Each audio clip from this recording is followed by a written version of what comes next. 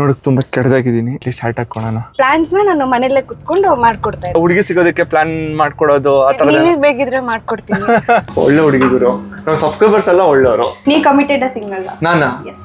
ಅಲ್ಲ ರೀ, ನೀವು ಇಷ್ಟೊಂದೆಲ್ಲ ಕ್ವಾಲಿಟೀಸ್ ಇಟ್ಕೊಂಡು ಇಷ್ಟು ಚೆನ್ನಾಗಿದ್ದೀರಾ, ನೀವ್ ಯಾಕ್ರಿ ಸಿಂಗಲ್ ಆಗಿದ್ದೀರಾ? ವ್ಯಕ್ತಿ ಎದುರುಗಡೆ ಚೆನ್ನಾಗಿರೋದು ಗೊತ್ತಾಗ್ಬಿಟ್ರೆ ಚೆನ್ನಾಗಿರುತ್ತಂತೆ. ಎಲ್ರಿಗೂ ನಮಸ್ಕಾರ, welcome back to the new video. ನಾನು ಇನೋವಾ ಕ್ರಿಸ್ಟಾ ತಗೊಂಡೆ ಅಂತ ಹೇಳಿ ತುಂಬಾ ಜನಕ್ಕೆ ಗೊತ್ತು, ಬಟ್ ನನ್ನ ಯೂಟ್ಯೂಬ್ ಫ್ಯಾಮಿಲಿಗೆ ಅಷ್ಟೊಂದು ಜನಕ್ಕೆ ಗೊತ್ತಿಲ್ಲ. ಬಟ್ ಏನಕ್ಕೋಸ್ಕರ ಇನೋವಾ ಕ್ರಿಸ್ಟಾ ತಗೊಂಡೆ, ಹೇಗ್ ತಗೊಂಡೆ, ಪ್ರತಿಯೊಂದು ವಿಷಯನ ನಾನು ಈ ವಿಡಿಯೋದಲ್ಲಿ ತಿಳಿಸ್ಕೊಡ್ತೀನಿ. ಮೊದಲಿಗೆ ನಾನು ಒಂದು ವಿಷಯನ ಕ್ಲಿಯರ್ ಮಾಡಬೇಕು. ನಾನು ನಿಜವಾಗ್ಲೂ ಯಾವುದೇ ಇಂಟೆನ್ಷನ್ ಇಟ್ಕೊಂಡು ಓಕೆ ಪಂಚೆ ಹಾಕೊಂಡು ಹೋಗಿ ಇನೋವಾ ಕ್ರಿಸ್ಟಾ ಡೆಲಿವರಿ ತಗೊಂಡ್ರೆ ಫುಲ್ ವೈರಲ್ ಆಗುತ್ತೆ ಅನ್ನೋದೆಲ್ಲ ತಲೆ ಇಟ್ಕೊಂಡು ಹೋಗಿಲ್ಲ. ಎರಡು ರೀಸನ್ನು.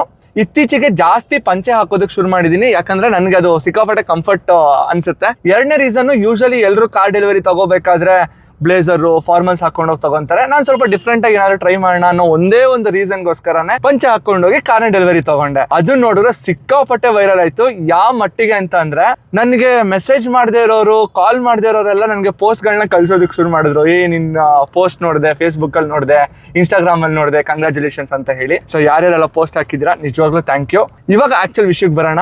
ತುಂಬಾ ಪೋಸ್ಟ್ ಗಳಲ್ಲಿ ನೋಡಿರ್ತೀರಾ 20 ಲಕ್ಷ ರೂಪಾಯಿಗೆ ಕಾರ್ ತಗೊಂಡಿದ್ದ ಯೂಟ್ಯೂಬರ್ ಅಂತ ಎಲ್ಲ ಮೆನ್ಷನ್ ಮಾಡಿದ್ರು. ದೇವರಾಣಿ, 20 ಲಕ್ಷಕ್ಕೆ ಯಾರು ಕೂಡ ನನಗೆ ಕಾರ್ ಕೊಟ್ಟಿಲ್ಲ.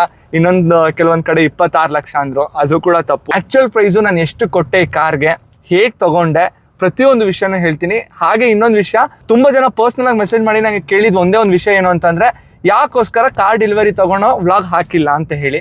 ಈ ಕಾರ್ನ ನಾನ್ ತಗೊಂಡಿದ್ದಲ್ಲ, ನಮ್ಮ ಫ್ಯಾಮಿಲಿಗೆ ತಗೊಂಡಿದ್ದು. So most of the amount ನಮ್ಮ ಅಮ್ಮನೇ ಕೊಟ್ಟಿರೋದ್ರಿಂದ ನಾನ್ ಸುಮ್ನೆ ಶೋಕಿಗೋಸ್ಕರ ಕಾರ್ ತಗೊಂಡೆ ಅಂತ ಎಲ್ಲ ವ್ಲಾಗ್ ಮಾಡಿ ಹಾಕೋದು ನನ್ಗೆ ಯಾಕೋ ಸರಿ ಅನ್ಸಿಲ್ಲ. ಅದಕ್ಕೋಸ್ಕರನೇ ನಾನು ವಿಡಿಯೋ ಮಾಡಾಕಿಲ್ಲ. ಇನ್ ಕೇಸ್ ಏನಾದ್ರು ಅಷ್ಟು ದುಡ್ಡು ನಾನೇ ಕೊಟ್ಟು ನಾನೇ ದುಡ್ದು ನಾನೇನಾದ್ರು ತಗೊಂಡಿದ್ರೆ ಹಬ್ಬ ಮಾಡ್ಬಿಡ್ತಾ ಇದ್ದೆ. So that's a different story. So ಇದಕ್ಕೋಸ್ಕರ ನಾನು ವ್ಲಾಗ್ನ ಅಪ್ಲೋಡ್ ಮಾಡಿಲ್ಲ. ಆಕ್ಚುಲ್ ಕಾರ್ಗೆ ಎಷ್ಟಾಯ್ತು ಅಂತ ತುಂಬಾ ಜನಕ್ಕೆ ಇವಾಗ ತಲೆ ನೋಡ್ತಾ ಇರುತ್ತೆ. ನಾನ್ ತಗೊಂಡಿದ್ ಮಾಡೆಲ್ ಬಂದು ಇನೋವಾ ಕ್ರಿಸ್ಟಾ GX ಪ್ಲಸ್ ಅನ್ನೋ ಒಂದು ಮಾಡೆಲ್. ಬೇಸ್ ವೇರಿಯಂಟ್ ಇದು, ಟಾಪ್ ಎಂಡ್ ಏನಲ್ಲ. ಟಾಪ್ ಎಂಡ್ ನಿಮ್ಗೆ ತಗೋಬೇಕು ಅಂದ್ರೆ 34 ರಿಂದ 36 ಲಕ್ಷ ಆಗುತ್ತೆ.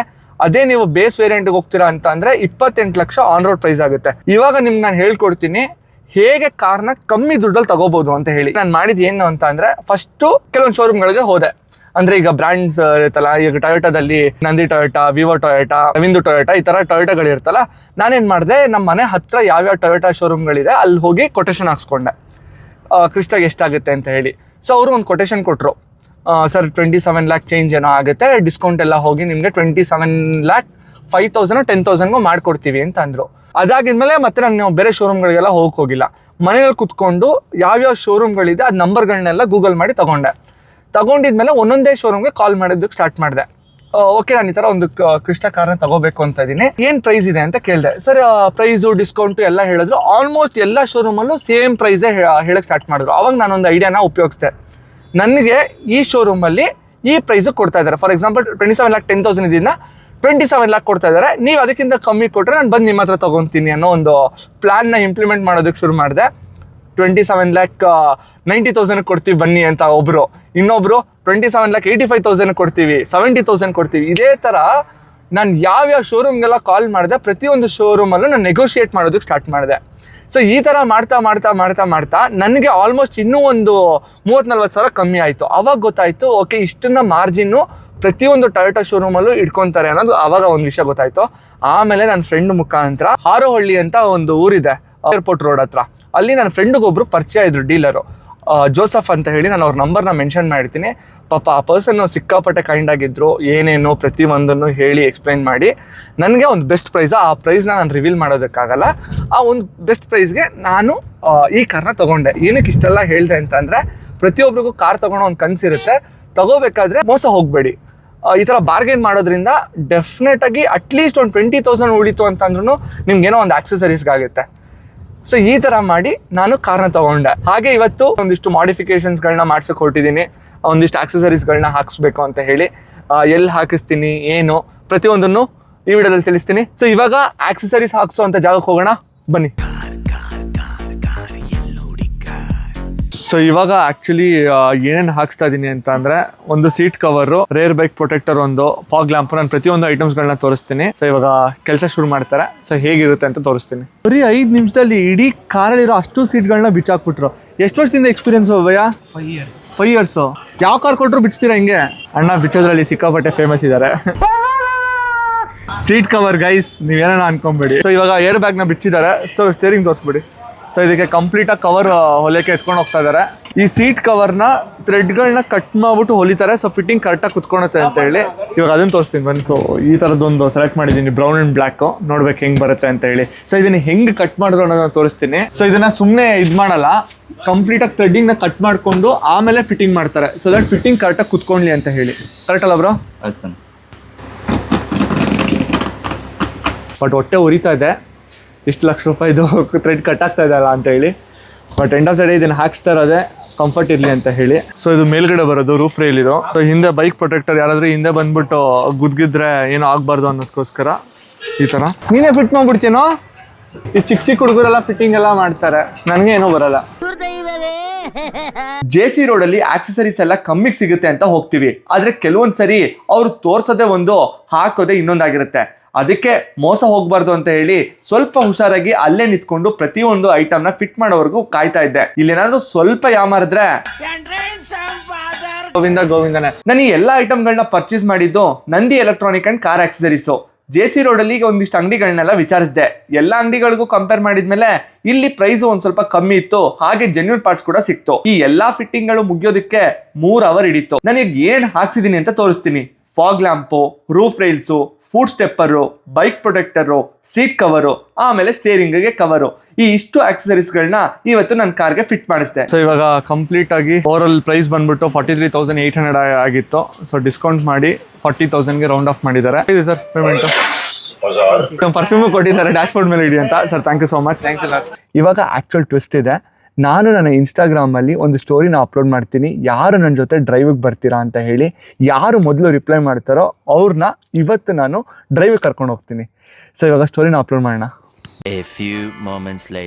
ಗೈಸ್, ಹಾಕಿ 10 ನಿಮಿಷಕ್ಕೆ ಸಿಕ್ಕಾಪಟ್ಟೆ ಜನ ನಾನು ಬರ್ತೀನಿ ಅಂತ ರಿಪ್ಲೈ ಮಾಡಿದ್ದಾರೆ. ಬಟ್ ಇವಾಗ ಇದರಲ್ಲಿ ಯಾರು ಫಸ್ಟ್ ರಿಪ್ಲೈ ಮಾಡಿದ್ರು ಅವ್ರುಗಳಿಗೆಲ್ಲ ಟೆಕ್ಸ್ಟ್ ಮಾಡ್ತಾ ಇದ್ದೀನಿ. ಯಾರು ಬೇಗ ರಿಪ್ಲೈ ಮಾಡ್ತಾರೋ ಅವ್ರನ್ನ ಸೆಲೆಕ್ಟ್ ಮಾಡ್ತೀನಿ. ನಾನು ಫಸ್ಟ್ ಯಾರು ರಿಪ್ಲೈ ಮಾಡಿದ್ದಾರೆ ಅವ್ರಿಗೆ ಟೆಕ್ಸ್ಟ್ ಮಾಡಿದೆ. ಅವರು ದಮ್ಲೂರಲ್ಲಿ ಇರೋದಂತೆ. ಅವ್ರ ಹೆಸರು ಏನೋ ಇದೆ, ಮರ್ತೋಗ್ಬಿಟ್ಟೆ ಅರ್ಜೆಂಟಲ್ಲಿ. ಅವ್ರು ಇಲ್ಲ ನಮ್ಮ ಮನೇಲಿ ಬಿಡಲ್ಲ ಅಂತ ಅಂದ್ರು. ಆಮೇಲೆ ಇನ್ನೊಬ್ರು ಹೆಸರು, ಅವ್ರ ಹೆಸರು ಮರ್ತದೆ, 1 ನಿಮಿಷ. ಇನ್ನೊಬ್ರು ಕೃತಿ ಅಂತ ಹೇಳಿ ಅವ್ರನ್ನ ಕೇಳಿದೆ. ಅವರು ಬರ್ತೀನಿ ಅಂತ ಅಂದ್ರು.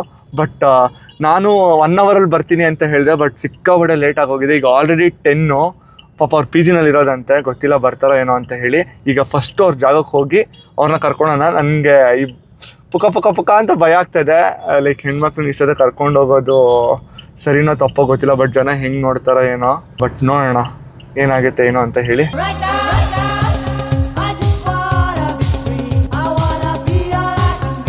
ಸೊ ಇವಾಗ ಲೊಕೇಶನ್ ಹತ್ರ ಬಂದಿದ್ದೀನಿ. ಇವಾಗ ಅವ್ರನ್ನ ಕಾಲ್ ಮಾಡ್ಬಿಟ್ಟು ಕರೆಯೋಣ. ಹಲೋ. ಲೊಕೇಶನ್ ಹತ್ರ ಇದ್ದೀನಿ ನಾನು. ಓಕೆ.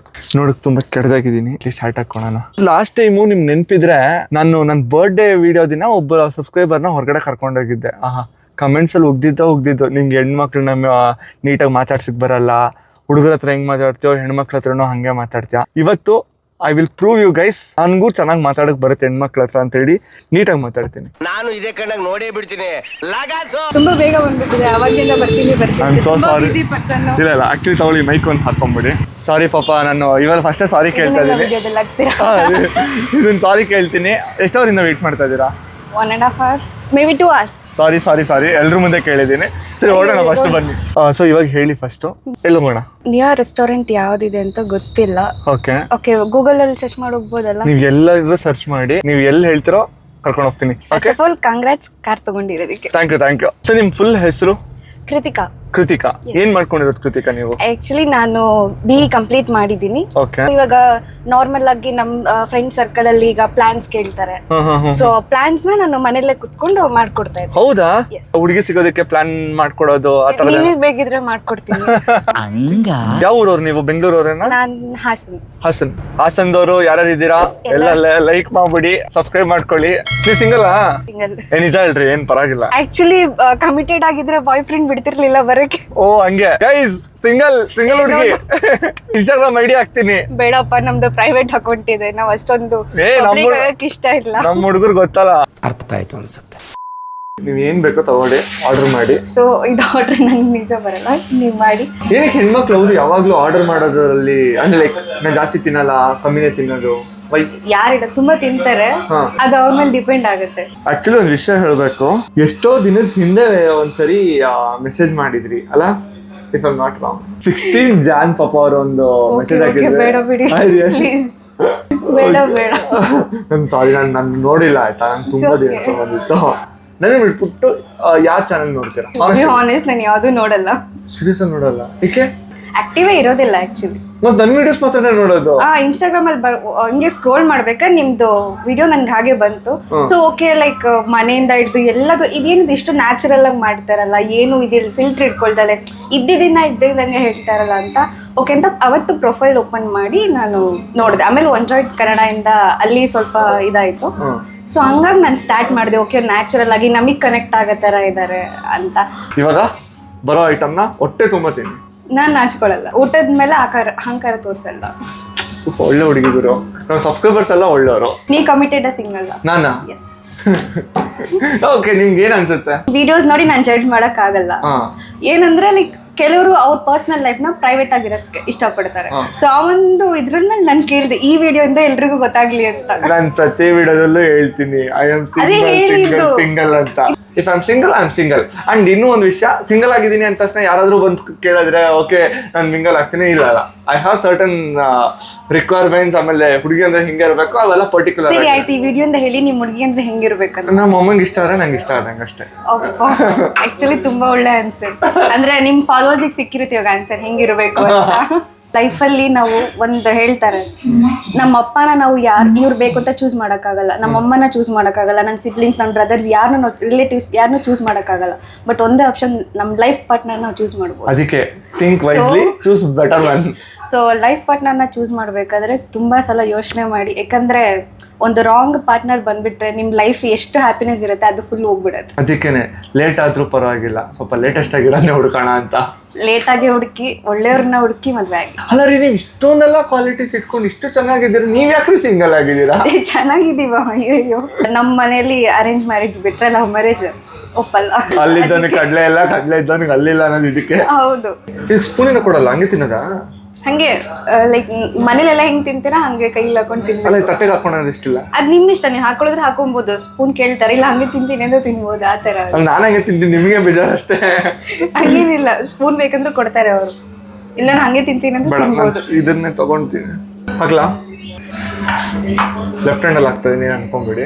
ಪರವಾಗಿಲ್ಲ, ಅಟ್ಲೀಸ್ಟ್ ಎಷ್ಟೊಂದ್ ಜನ ಓಕೆ ನಾನ್ ಸರ್ವ್ ಮಾಡಿಸ್ಕೋಬೇಕಿತ್ತು ಅಂತ ಫೀಲ್ ಆಗ್ತಾ ಇರ್ತಾರೆ ಹುಡುಗಿ.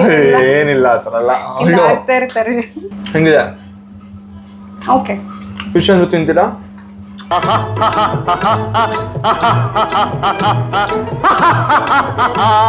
Few moments later. ಹೆಂಗನ್ಸ್ತು ಎಲ್ಲ? ಇಷ್ಟ ಆಯ್ತಾ ಊಟ? Okay, good. ಚೆನ್ನಾಗಿತ್ತು. ಅಂಡ್ ಲೈಕ್ ವ್ಯಕ್ತಿ ಎದುರುಗಡೆ ಚೆನ್ನಾಗಿರೋದು ಗೊತ್ತಾಗ ಊಟನೇ ಚೆನ್ನಾಗಿರುತ್ತೆ ಅಂತೆ. ಈ ತರ ಎಲ್ಲ ಹೇಳ್ಬಿಟ್ರೆ ಫುಲ್ ಖುಷಿ ಆಗೋಗ್ಬಿಡುತ್ತೆ ನಮ್ಗೆ. ವ್ಯಕ್ತಿ ಚೆನ್ನಾಗಿ ನಮ್ಗೆ ಇಷ್ಟ ಆದ ಜೊತೆ ಊಟ ಮಾಡಿದ್ರೆ ಏನು ಊಟ ಮಾಡಿದ್ರೆ ಅದು ಅಮೃತ ಅಂತ ಹೇಳ್ತಾರೆ. ಸೊ ಆಕ್ಚುಲಿ ಇನ್ನೊಂದು ವಿಷಯ ಗೊತ್ತಾ, ನಂಗೆ ಹುಡುಗಿರ ಹತ್ರ ನೆಟ್ಟಿಗೆ ಮಾತಾಡೋಕೆ ಬರಲ್ಲ ಅಂತ ಬೈತಾರೆ. ಸೀರಿಯಸ್ ಆಗಿ ಕಾಮೆಂಟ್ಸ್. ಇಲ್ಲ, ತುಂಬಾ ಚೆನ್ನಾಗಿ ಮಾತಾಡ್ತೀರಾ. ಸೀರಿಯಸ್ ಆಗಿ ಥ್ಯಾಂಕ್ ಯು ಸೋ ಮಚ್. ನಿಜವಾಗ್ಲೂ ಬಂದಿದ್ದು ತುಂಬ ಖುಷಿ ಆಯಿತು. ಸೊ ನಿಮ್ಮ ಕ್ಷೇಮವಾಗಿ ಕರ್ಕೊಂಡೋಗಿ ಮತ್ತೆ ಡ್ರಾಪ್ ಮಾಡ್ತೀನಿ. ಐಸ್ ಕ್ರೀಮ್ ಏನು ತಿಂತೀರಾ? ಇಲ್ಲ ಇಲ್ಲ, ಏನು ಬೇಡ. ಅಂಡ್ ನನ್ನ ಸೆಲೆಕ್ಟ್ ಮಾಡಿ ನನ್ನನ್ನೇ ಚೂಸ್ ಮಾಡಿದ್ದಕ್ಕೆ ತುಂಬಾ thanks. You are the first, so you got an opportunity. ಯಾಕೆ ಇದೇ ಕಾರ್ ತಗೋಬೇಕಂತ? ಇದೇ ಕಾರ? ಆಕ್ಚುಲಿ ಇದೇ ಕಾರ್ ತಗೊಬೇಕು ಅಂತ ಎಲ್ಲ ಏನೂ ಇದ್ದಿಲ್ಲ. ನೋಡ್ತಾ ಇದ್ವಿ ಕಾರು, ಟಿಪಿಕಲ್ ಕನ್ನಡಿಗ ಅವರು ಲೈಕ್ ಸಜೆಸ್ಟ್ ಮಾಡಿದ್ದು, ಓಕೆ ಈ ಕಾರ್ ಚೆನ್ನಾಗಿದೆ ತಗೋ ಅಂತ ಹೇಳಿ. ಸೊ ಹಂಗಾಗಿ ಈ ಕಾರ್ ತಗೊಂಡು ತುಂಬಾ ಚೆನ್ನಾಗಿದೆ. ಅಂಡ್ ಈ ಏಜ್ಗೆ ನೀವು ಇದು ಮಾಡಿ ನಾನು ತಗೊಂಡಿದ್ದಲ್ಲ, ನಮ್ಮ ಅಮ್ಮ ಕೊಡ್ಸಿದ್ದು. ಒಟ್ಟು ಫ್ಯಾಮಿಲಿ ಎಫರ್ಟ್. ಫ್ಯಾಮಿಲಿ.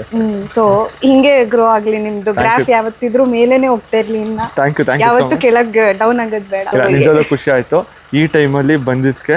ಇವಾಗ ಆಲ್ಮೋಸ್ಟ್ 12 o'clock ಆಗ್ತಾ ಇದೆ, 11:59. Thank you so much, it was very nice meeting you. Thank you. So ಹಿಂಗೆ ನನ್ನ ಚಾನಲ್ನ ನೋಡ್ತಾ ಇರಿ, ಸಪೋರ್ಟ್ ಮಾಡ್ತಾರೆ. Any feedback any time you can just ping. ಟಚಲ್ಲಿ thank you. Sure, done. Thank you. Actually ನಿಜವಾಗ್ಲೂ ಸಿಕ್ಕಾಪಟ್ಟೆ ಖುಷಿ ಆಗ್ತಾ ಇದೆ. ಒಂದು ಆಸೆ ಇತ್ತು, ಗಾಡಿ ತಗೊಂಡಾಗ ನನ್ನ ಫ್ಯಾಮಿಲಿನ ಕರ್ಕೊಂಡು ಹೋಗಿದ್ಮೇಲೆ ನನ್ನ ಫ್ರೆಂಡ್ಸು ಕೇಳ್ತಾ ಇದ್ರು ಬಾ ಮಗ ಟ್ರಿಪ್ ಹೋಗೋಣ ಅಂತ ಹೇಳಿ. ಬಟ್ ಎಲ್ರೂ ಹೋಲ್ಡ್ ಮಾಡಿಸಿ ಇಲ್ಲ ಹೋಗೋಣ ಒಂದು ಸ್ವಲ್ಪ ಕೆಲಸ ಇದೆ ಅಂತ ಹೇಳಿ. ನನಗೆ ಅವತ್ತಿನ ತಲೆಯಲ್ಲಿ ಇತ್ತು, ನಾನು ಫಸ್ಟು ನನ್ನ ಸಬ್ಸ್ಕ್ರೈಬರ್ನೇ ಕೂರಿಸ್ಕೊಂಡು ಒಂದು ರೌಂಡ್ ಹೋಗಿ ಬರಬೇಕು ಅಂತ ಹೇಳಿ. ಸೊ ಇವತ್ತು ಅದಾಗಿದೆ. ನಿಜವಾಗ್ಲೂ ಖುಷಿ ಆಗ್ತದೆ.